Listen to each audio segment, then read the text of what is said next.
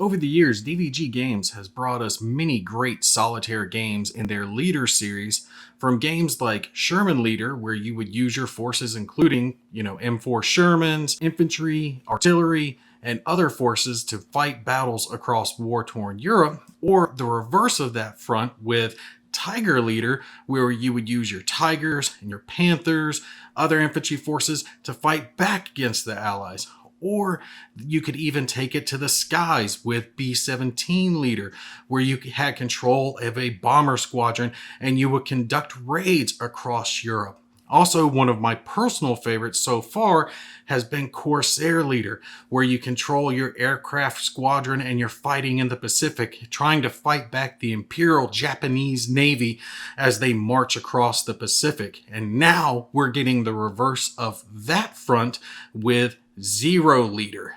So over the next few minutes, I'm just going to give you the quick basics of how a game like Zero Leader is going to be played. One of the first things that you'll do is pick where you want to conduct your campaign in. I have an example of Port Moresby on screen for you now. When you look at the picture at the top of the campaign sheet, all the little circles with numbers in them represent the target location cards that can potentially come into play later on. So you will select which one of these campaign sheets you want to use, and then there at the middle you see campaigns listed down, and you'll decide whether or not you want to conduct a short, medium, or long campaign. Depending on the length of your campaign, you'll have either less or more amounts of points to spend when it comes to selecting the aircraft and pilots that you want to use on the following campaign. Also at the bottom of the sheet, it does show the intel and recon markers, which will come into play during your battles later on.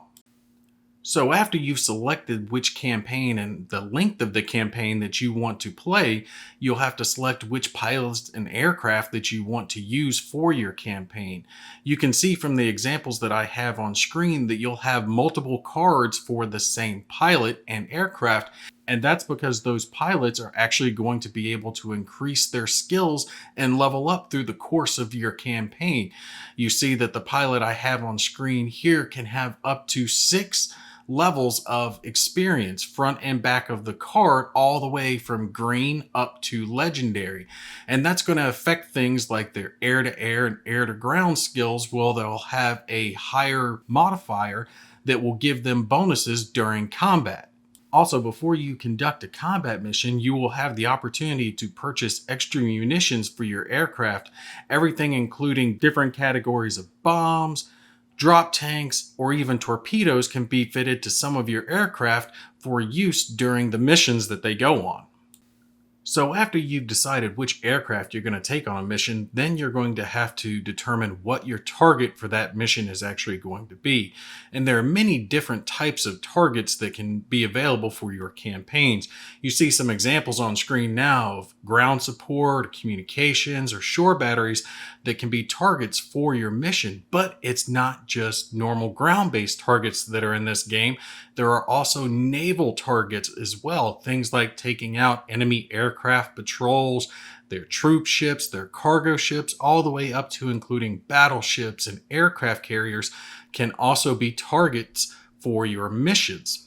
Now, when you look at the target cards, you can see that they list down the number of sites and bandits that can potentially be encountered on your mission. And obviously, the more of those that are potentially going to be there, the higher the difficulty of the mission. It also tells you the victory points that you can earn, the amount of damage that you need to inflict to complete your mission, and then any special rules that might apply for that mission.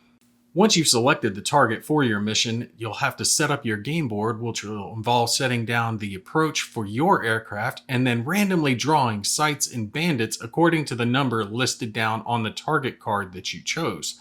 At this point, your aircraft and the enemy sites and bandits will alternate turns going back and forth as you try to move your aircraft towards the center area to take out the target while simultaneously trying to eliminate the bandits and enemy sites that are on the map.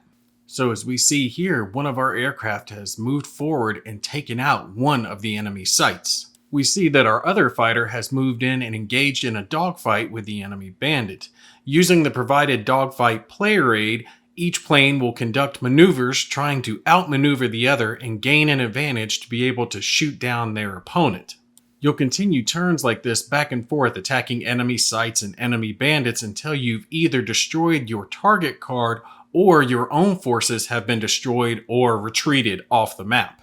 The game doesn't end though just because you've destroyed your target. You'll have to use things like maintenance crews to keep your planes flying as they take damage and wear and tear in between all the mini missions that they'll go on, and you'll have to use sake to reduce the stress levels of your pilots so they don't become so stressed out from their missions that they can no longer perform their duties.